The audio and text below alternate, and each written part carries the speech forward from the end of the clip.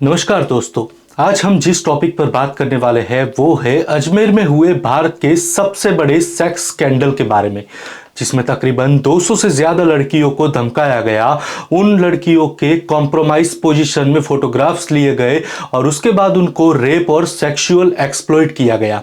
हालांकि police, media और सरकार सबको पता था इसके बारे में, लेकिन शुरुआत में इस पर किसी ने भी कोई बड़ा कदम नहीं उठाया था।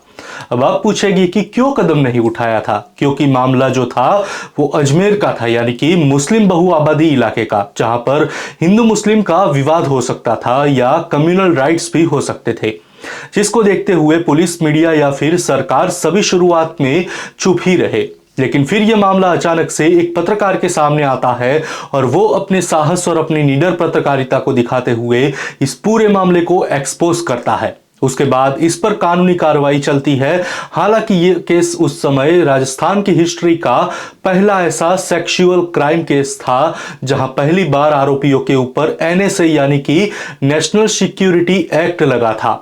यह वह मामला है जो करीबन अब तक 6 अदालतों में चल चुका है। लेकिन इस मामले की असलियत आखिर क्या थी? कैसे एक साथ बहुत सारी लड़कियों के साथ रेप होता है? कौन कौन शामिल था इस स्कैंडल में? आखिर क्या सजा मिली आरोपियों को? ये सारी बातें बहुत ही कम लोगों को पता होगी। हालांकि इसके ऊपर पिछले साल एक फिल्म भी आ चुकी है, पर उसमें भी पूरा सच नहीं दिखाया गया है। लेकिन आज हम आपको इस पूरे मामले की सच्चाई बताने वाले हैं, तो वीडियो अंत तक जरूर देखें और चैनल सब्सक्राइब नहीं किया है तो अभी कर दीजिए। तो चलिए इसी के साथ समय ना गवाते हुए शुरू करते हैं आज का topic, Ajmer 1992 India's biggest sex scandal. दोस्तों, साल था 1990, जहां अजमेर की सावित्री स्कूल में एक लड़की पढ़ा करती थी। यहां पर हमने लड़कियों के नाम चेंज कर दिए हैं। तो अजमेर के सावित्री स्कूल में संगीता नाम की 12th क्लास में लड़की थी और ये लड़की को पॉलिटिक्स में इंटरेस्ट होने की वजह से वो राजनीति में जाना चाहती थी। उसका एम्बिशन था कि वो राजनीति में जाए, जिसके चलते उसने अपने घर वालों से भी ये बात नहीं करी थी। तो इसी के साथ इसको वहीं पर एक लड़का मिलता है, उसका नाम होता है दीपक चौधरी। उसने उसको बताया कि वो उसको असाइनमेंट दिला सकता है कांग्रेस पार्टी के अंदर और वह काफी ऐसे बड़े लोगों को भी जानता है। एक दिन इस लड़की के साथ, यह जो लड़की थी संगीता, वह अपनी छोटी बहन के साथ में थी। यह लड़का भी, दीपक भी उसके साथ में था और घर से ये लोग बस स्टैंड की तरफ जा रहे थे। तभी सामने से उनके रास्ते में एक सफेद कलर की मारुति कार आके रुकती है, जिसके अंदर करीब 2-3 लोग बैठे हुए थे जो दीपक को जानते थे। इन लोगों ने दीपक, संगीता और उसकी छोटी बहन जो थी उनको लिफ्ट का ऑफर दिया, जिसके बाद ये सभी उस गाड़ी में बैठते हैं और आगे बताया जाता है कि वो गाड़ी जिसमें जो लोग बैठे हुए थे उसमें से 2 लोग जो थे वो थे फारूक और नफीस। इनके बारे में बताया जाता है कि ये अजमेर के काफी बड़े परिवार के, काफी इंफ्लुएंशियल परिवार के लड़के थे। और ये जो फारूक चिश्ती था वो उस समय अजमेर के यूथ कांग्रेस का प्रेसिडेंट हुआ करता था और साथ में जो नफीस चिश्ती था वो वाइस प्रेसिडेंट हुआ करता था। बताया जाता है कि उनका उस समय इनका एक अलग रुतबा हुआ करता था, एक अलग लाइफस्टाइल होती थी और साथ में इनके पास अलग अलग गाड़ियां भी हुआ करती थी, जैसे कि एम्बेसडर। अब दीपक जो था उसने इन दोनों से गीता को इंट्रोड्यूस कराया और उसके बाद जो नफीस गाड़ी में बैठा हुआ था उसने ऑफर दिया कि कांग्रेस पार्टी में संगीता को असाइनमेंट दिलवा सकता है और उसका इससे पॉलिटिकल करियर शुरू हो सकता है। अब यह सब चलता है और उसके कुछ दिनों बाद ही संगीता के एक अनवर चिश्ती नाम का शख्स मिलता है और वो संगीता को बताता है कि उसे नफीस ने भेजा है और उसने कहा कि कुछ ये फॉर्म्स है, आप इनको फाइल कर दीजिए और अपना एक पासपोर्ट साइज का फोटो भी दे दीजिए। नफीस यहां पर था ही नहीं, तो अनवर जो था उसने यह सब चीजें कही थी गीता से। तो गीता ने डायरेक्टली अपना जो फोटोग्राफ था वो नफीस को दे दिया और ये जो फॉर्म था वो अनवर को दे दिया। लेकिन कुछ दिनों बाद ही फारूक और नफीस संगीता को अजमेर कलेक्टर ऑफिस के पास मिलते हैं। उस समय वो लोग मारुति वान में वहां पर आए हुए थे और संगीता तभी अपने स्कूल जा रही थी। तो ये जो लोग संगीता को कहते हैं, आओ तुम्हें स्कूल छोड़ देते हैं। बाद में संगीता को वान में बैठ जाती है, जिसके बाद ये लोग गाड़ी को स्कूल के बजाय फारूक चिश्ती के फार्म हाउस पर ले जाते हैं। फार्म हाउस में पहले से ही अनवर और इशरत नाम का लड़का मौजूद था। यहाँ पर नफीस संगीता को रूम में ले जाता है और संगीता को बताता है कि वो कुछ पॉलिटिकल रिलेटेड बात करने के लिए फार्म हाउस आए हैं। बाद में रूम में ले जाने के बाद नफीस संगीता से गलत हरकत करना स्टार्ट करता है, जिससे संगीता घबरा जाती है और वो रूम से बाहर भाग जाती है। लेकिन संगीता का दुपट्टा जो था वो रूम के अंदर ही रह गया था। जब संगीता अपना दुपट्टा लेने वापस रूम में जाती है तो नफीस ने उसे धक्का दे दिया और संगीता को धमकी दी कि अगर किसी को कुछ भी बताया है तो तुम्हें जान से मार दूंगा। और इसके बाद में उसको सेक्सुअली एक्सप्लॉइट किया और उसका रेप कर दिया। बाद में संगीता को फिर से धमकाने लगे कि किसी को कुछ पता नहीं चलना चाहिए और फिर वे संगीता को उसके घर पर छोड़ देते हैं। इसके बाद करीबन 7 दिनों के बाद में यह धमकाने का सिलसिला फिर से दोबारा शुरू हो जाता है। करीब 7 दिन बाद जो संगीता को फिर से कलेक्टर जगह पर मिलते हैं और संगीता को धमकाते हैं कि अगर किसी को बताया तो अंजाम बहुत बुरा होगा। फिर यह धमकाने का सिलसिला लगातार शुरू हो जाता है। लेकिन यहाँ पर अभी तक ये सिर्फ अकेली संगीता का ही केस था। 1990 की यह बात जो हमने आपको बताई है, यह पहला ऐसा केस था जब संगीता नाम की लड़की के साथ में ये चीज हुई थी।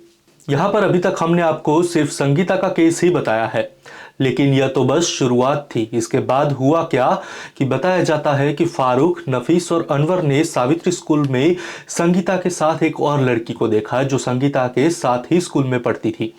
यहाँ पर इस लड़की का भी हमने नाम चेंज कर दिया है।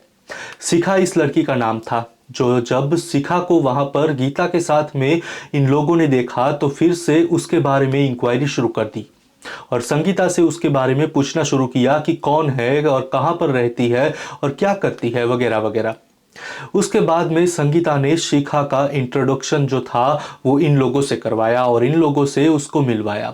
लेकिन कुछ दिनों बाद में शिखा संगीता के घर पर आकर अचानक रोने लगी और रोते रोते यह कहती है कि इन लोगों ने उसके साथ रेप कर दिया। और उसके बाद उसके जो कॉम्प्रोमाइज पोजीशन में फोटोग्राफ्स थे वो उसके न्यूड फोटोग्राफ थे, वो क्लिक करे और कहा कि अगर संगीता को लेकर आओगे तो ही यह फोटोग्राफ्स तुम्हें वापस मिलेंगे।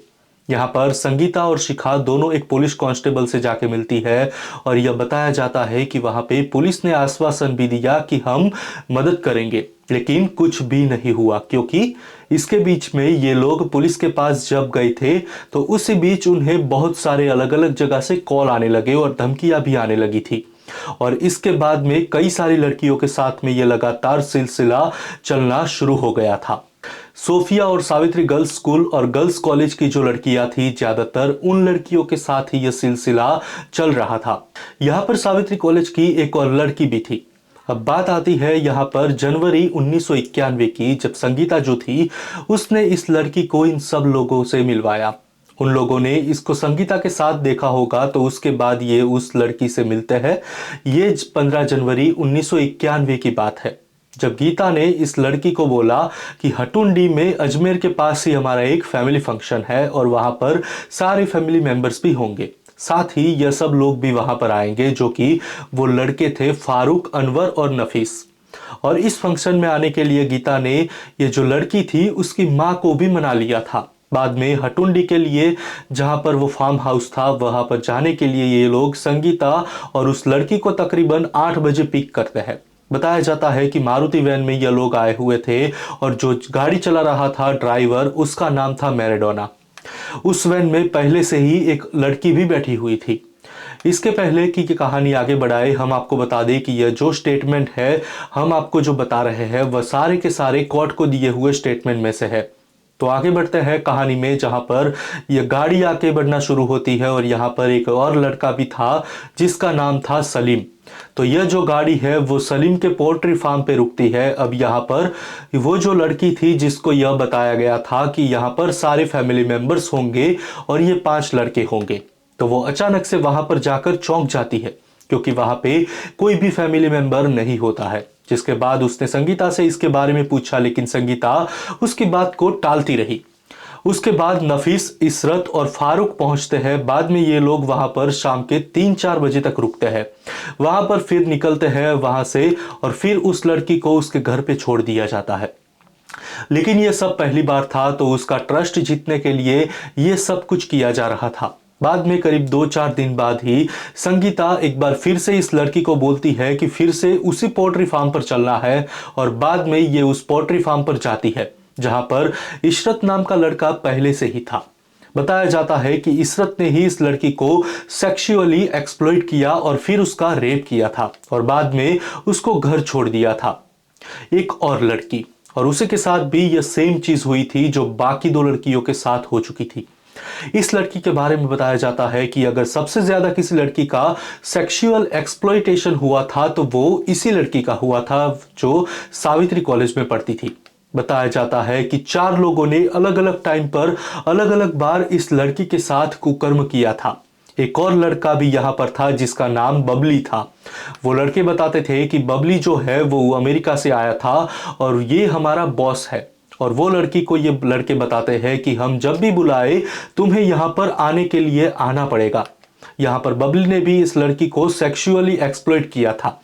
अब यहाँ पर आलम ये हो चुका था कि ये जो अजमेर के बड़े खानदान के लड़के थे उसके साथ भी कुछ लड़के रहते थे जिसका नाम बताया जाता है सोहेल और पुत्तन। तो ये जो 2 लड़के थे वो लड़की से मिलते हैं और कहते हैं कि तुम्हें इशरत बुला रहा है। जब वो लड़की उनके साथ जाती है तब पता चलता है कि इशरत तो वहां पे था ही नहीं। बाद में वो 2 लड़के भी उस लड़की के साथ रेप करते हैं। बाद में ये जो 2 लड़के थे वो उस लड़की के फोटोग्राफ्स भी लेते हैं। बाद में ये लड़की के साथ ये सिलसिला बार बार चलता रहता है। हालांकि ये चीजें वो लड़की के साथ तब तक जाके रुकती है जब वो कॉलेज खत्म करके अपने घर वापस चली गई। करीबन अगस्त 1991 में उसका जब कॉलेज खत्म हुआ तो वो फाइनली अपने घर जयपुर वापस जा चुकी थी। लेकिन ऐसी कई सारी लड़कियां थी उस समय पर जिसके साथ ये सब चीजें चल रही थी और आगे भी चलने वाली थी। यह बताया जाता है कि तकरीबन 200 ऐसी लड़कियां उस समय हो चुकी थी जिसके साथ में ये सब कुछ चल रहा था। इस तरह का डराना, धमकाना, फिर सेक्सुअल एक्सप्लॉइट करना और रेप करना, उसके बाद उनकी फोटो खींच के डरा धमका कर उन्हें दोबारा से बुलवाना। और आलम फिर उस समय यह हो चुका था कि जिस जिस आदमी के पास में ये फोटोज पहुंचती थी वह इन लड़कियों को खोज कर निकालता था। फिर वो आदमी उस लड़की से फेवर मांगता था और उसका रेप करता था और सेक्सुअली एक्सप्लॉइटेशन करता था या फिर उन्हें ब्लैकमेल करता था। यहाँ पर कि वो आदमी उनके घर वालों को जाकर लड़की की तस्वीर दिखाकर ब्लैकमेल करता था और पैसे भी ऐंठता था। और यहाँ पर ये चीज लगातार बढ़ती जा रही थी जिसकी वजह से लड़कियां और उनके घर वाले बुरी तरह से परेशान हो चुके थे। साल 1992 में हालात तो यह हो चुके थे कि जिन लड़कियों के साथ में ये पहले रेप, फिर धमकाना और सेक्सुअली एक्सप्लॉइट करना, यह सब जिनके साथ में चल रहा था, उन लड़कियों ने फिर सुसाइड करना शुरू कर दिया। 1992 की एक सुबह की बात है जहां पर अजमेर के वैशाली नगर रोड पर एक लड़की अपने 2 व्हीलर से उतरती है। उसके बाद वहां पे खुद के ऊपर पेट्रोल डालती है और खुद को ही आग लगा देती है। यहाँ इस लड़की का सुसाइड था जो परेशान हो चुकी थी इन सभी चीजों से जो लगातार उसके साथ चल रही थी। ऐसी कई सारी लड़कियां और भी थी जिसने सुसाइड किया था। इसके बाद में अजमेर के अंदर और जैसा सुसाइड की खबरें आना शुरू हो गया था। कुछ ने ही खुद को आग लगा दी तो कुछ लड़कियों ने छत से कूदकर अपना सुसाइड कर लिया था। इन्हीं सब चीजों के चलते एक समय पर अजमेर में 6 लड़कियों के सुसाइड केस आ चुके थे। हालांकि पाप का गड़ा जो है वो कभी ना कभी तो भरेगा ही, तो होता भी ऐसा ही है। पाप का गड़ा भर चुका था और तब के समय पर जो भी लड़के ये लड़कियों के साथ कुकर्म कर रहे थे वो उन लड़कियों की फोटोज निकालते थे। हालांकि उस समय मोबाइल तो था नहीं तो वो लड़के कैमरे से उसकी फोटो निकालते थे और बाद में जो रील्स होती थी वो कैमरे की उसको धुलने के लिए कलर लैब में देते थे। हालांकि जो 2 कलर लैब्स थी उसके ऊपर भी बाद में केस दर्ज हुआ था। अब आता है अप्रैल 1992। उस समय एक रेल डेवलपर था पुरुषोत्तम नाम का। इसने अपनी पड़ोसी देवेंद्र को एक पोर्नोग्राफी मैगजीन देखते हुए देख लिया और उसमें वो कुछ फोटोज देख रहा था। तभी उसने देवेंद्र को बोला कि यह तो कुछ भी नहीं है, असली चीज मैं दिखाता हूं। जैसे ही उसने देवेंद्र को यह फोटोज दिखाए तभी देवेंद्र ने उसकी फोटोज की कॉपी निकालकर दैनिक नवज्योति नाम के ऑफिस में पहुंचा दी। उस समय पर अखबार में संतोष गुप्ता नाम का एक रिपोर्टर काम करता था। उसने फिर इस मामले की छानबीन शुरू की और आगे जाकर 21 अप्रैल 1992 को पहली बार इस कांड के ऊपर दैनिक नवज्योति नाम के अखबार में रिपोर्ट छपती है कि किस तरह लड़कियों को डरा धमकाकर सेक्सुअली एक्सप्लॉइटेशन किया जाता है और रेप किया जाता है। लेकिन इस रिपोर्ट पर किसी ने ज्यादा ध्यान ही नहीं दिया। बाद में ये रिपोर्टर ने दूसरी रिपोर्ट 15 मई 1992 को छापी और इस रिपोर्ट में उसने एक फोटो भी छापी थी। ये वही फोटो थी जो उस समय कुकर्म कर रहे लड़कों ने कॉम्प्रोमाइज पोजीशन में लड़कियों की जो फोटोज खींची थी। अखबार में फोटोज छपती है और जिसमें फोटो को ब्लर किया जाता है, साथ ही लड़की का फेस भी ब्लर कर दिया जाता है।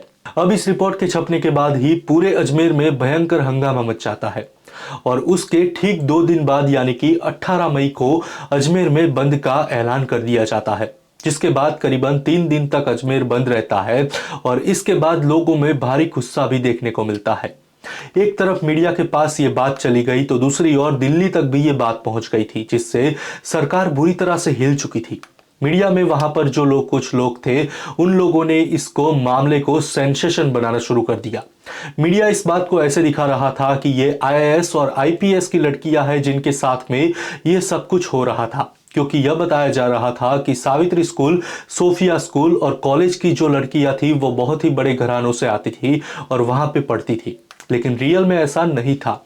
इसमें से कई नॉर्मल मिडिल क्लास फैमिली की भी लड़कियां थी, पर मीडिया ने इसको ऐसे दिखाया कि लड़कियां उच्च पद पर बैठे अफसरों की लड़कियां थी, लेकिन हकीकत में सिर्फ उनमें से एक लड़की थी जो राजस्थान सिविल सर्विसेज के ऑफिसर की थी और दूसरी लड़की जो थी वो एग्रीकल्चर ऑफिसर की लड़की थी। लेकिन ये सारा घोटाला मीडिया में आने के बाद पुलिस ने इसके ऊपर इंक्वायरी शुरू कर दी। उस समय के अजमेर नॉर्थ के डीएसपी हरिप्रसाद शर्मा ने एक सीक्रेट इंक्वायरी शुरू करी और उसके बाद 8 आरोपियों के ऊपर नेशनल सिक्योरिटी एक्ट का वारंट लगाया जाता है और 3 दिन बाद यानी कि 30 मई को हरिप्रसाद शर्मा ने जो डीएसपी थे उन्होंने गंज पुलिस स्टेशन में इस पूरे मामले पर पहली बार एफआईआर दर्ज की। उस समय राजस्थान के इतिहास में यह पहली बार हो रहा था जब सेक्सुअल क्राइम पर एनएसए यानी कि नेशनल सिक्योरिटी एक्ट लग रहा था। उसके बाद सितंबर 1992 तक पुलिस ने तकरीबन 145 विटनेसेस को एग्जामाइन कर लिया था और उसके आधार पर 6 चार्जशीट बनाई गई थी, जिसमें 18 आरोपी बनाए गए थे। आंकड़ा बताया जाता है कि तब तक करीबन 200 लड़कियों के साथ में ऐसा हुआ था। लेकिन आप यह देखिए कि डर इस प्रकार का था और केस भी ऐसा था कि लड़कियां सामने ही नहीं आना चाह रही थी, क्योंकि अगर सामने आई तो घर की बदनामी होगी और अपनी खुद की भी बदनामी होगी, जिसके चलते 200 लड़कियों में से करीबन 30 लड़कियां ही सामने आई। इसके बाद जब ये 30 लड़कियां आगे आई अपने हक की लड़ाई लड़ने के लिए तो उनको धमकाया जाने लगा और उनके परिवार को भी धमकियां आने लगी, जिसके चलते इसमें से 18 लड़कियां डर के मारे पीछे हट गई और इस केस में गवाही देने से इनकार कर दिया। अब सिर्फ 12 लड़कियां ही बची थी। हालांकि इनमें से कुछ लड़कियों ने धमकियों की वजह से बयान गलत दिए और कुछ लड़कियों ने बयान पलट दिए और कुछ ने तो चीजें भी छुपाई थी। हालांकि बाद में और 10 लड़कियां भी पीछे हट गई, जिसके बाद ऐसा बताया जाता है कि लास्ट में 2 लड़कियां ही बची थी जिन्होंने ये मामले को आगे चलाया था, जिसके बाद केस आगे बढ़ता है और 18 लोगों को आइडेंटिफाइड किया जाता है और उसके बाद पुलिस मुकदमा दर्ज करती है, जिसके चलते 18 आरोपियों में से 12 को तो पुलिस गिरफ्तार कर लेती है, लेकिन बाकी के जो 6 आरोपी थे वो अलग अलग समय पर भाग जाते हैं। दूसरी ओर ये जो लड़के फोटोज जहां पर प्रिंट करवाते थे उसमें 2 कलर लैब का नाम सामने आता है। एक थी भरोसा कलर लैब और दूसरी थी अजमेर कलर लैब, जहां पर लड़कियों के फोटोज प्रिंट करे जाते थे और उसी कलर लैब में काम करने वाले वर्कर्स भी इन फोटोज को देखते थे और बाद में जाकर लड़कियों को ब्लैकमेल करके रेप करते थे, जिसके चलते भरोसा कलर लैब के मालिक महेश लुधानी और अजमेर कलर लैब के मालिक हरीश तोलानी के ऊपर भी केस दर्ज किया जाता है। अब यह मामला अदालत में था, जिसके बाद केस अदालत में चलता रहता है और देखते ही देखते 6 साल निकल जाते हैं। लेकिन इन 6 सालों में कई ऐसे आरोपी थे जो बेल पर जेल से बाहर निकले और फिर भाग गए।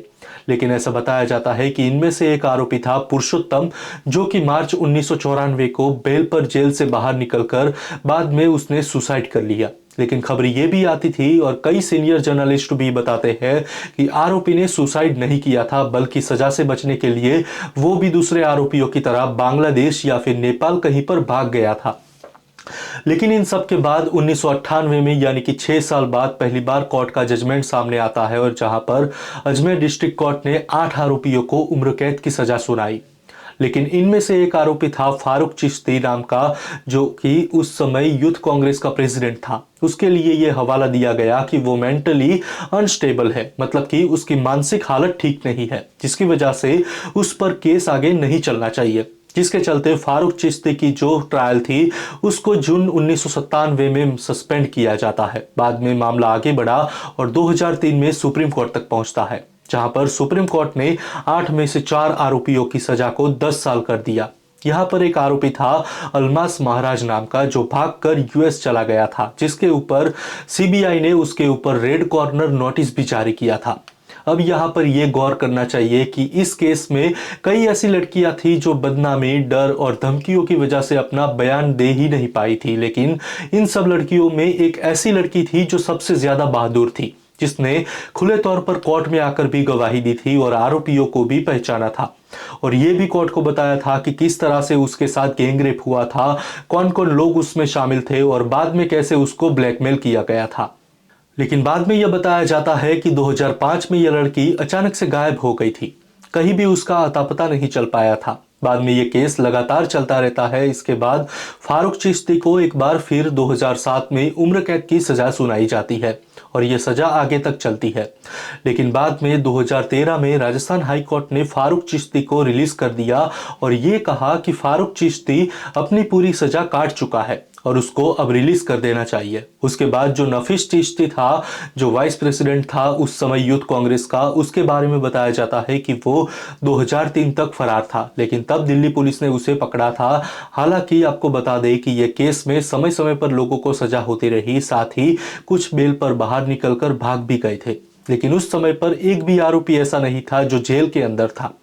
आपको बता दें कि ये वही केस है जो अजमेर कोर्ट से शुरू हुआ था और फिर राजस्थान हाई कोर्ट और बाद में सुप्रीम कोर्ट और फास्ट ट्रैक कोर्ट में भी चला था। उसके बाद वुमेन एट्रोसिटी कोर्ट में भी यह केस चला था और फिलहाल में यह अजमेर की पॉस्को कोर्ट में चल रहा है।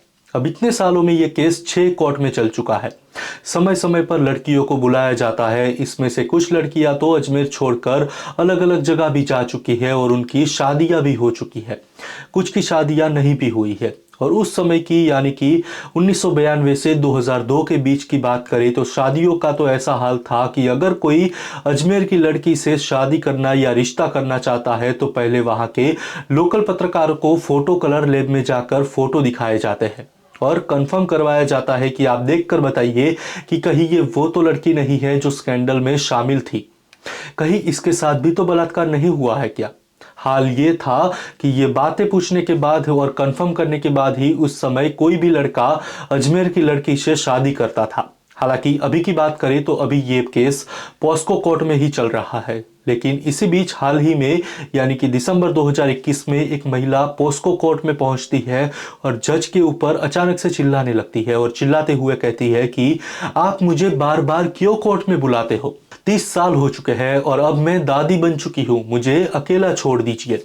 और यह महिला थी अजमेर 1992 सेक्स स्कैंडल की एक विक्टिम, जिसके अब पोते हो चुके थे और वो दादी भी बन चुकी थी, लेकिन अभी भी उसको कोर्ट में लगातार बुलाया जा रहा है। दोस्तों, अब आप यहाँ पे ये देखिए कि 200 लड़कियों के साथ बलात्कार होता है और वो केस 30 साल के बाद भी अभी भी कोर्ट में चल रहा है। इसके ज्यादा शर्म की बात न्याय प्रणाली के लिए कुछ भी नहीं हो सकती है। अब इसमें किसी की गलती माने सरकार की, पुलिस की, मीडिया की, जिन्होंने शुरुआत में कोई कदम नहीं उठाया, जिसके चलते ये उस समय का भारत का सबसे बड़ा सेक्स स्कैंडल बन गया। अब आप ही तय कीजिए कि इसके लिए कौन जिम्मेदार है। कौन है जिम्मेदार वो 200 मासूम लड़कियों के साथ हुए बलात्कार और उत्पीड़न के लिए? ये हमें कमेंट बॉक्स में जरूर बताएं और इस पर अपनी राय भी हमें कमेंट बॉक्स में जरूर दें। तो चलिए, आज के लिए बस इतना ही। मैं आशा करता हूँ कि आज का यह वीडियो आपको जरूर पसंद आया होगा, तो वीडियो को लाइक और शेयर करें और साथ ही ऐसे ही वीडियोस की जानकारी के लिए अभी चैनल को सब्सक्राइब कर दीजिए और बेल आइकॉन भी दबा दीजिए ताकि आगे आने वाले वीडियोस की जानकारी आपको मिलती रहे। तो इसी के साथ मिलते हैं अगले वीडियो में। तब तक मुझे दीजिए इजाजत और आप देखते रहिए आपका अपना YouTube channel know with Nishit, empowering minds unveiling truths. नमस्कार, जय हिंद, जय मां भारती।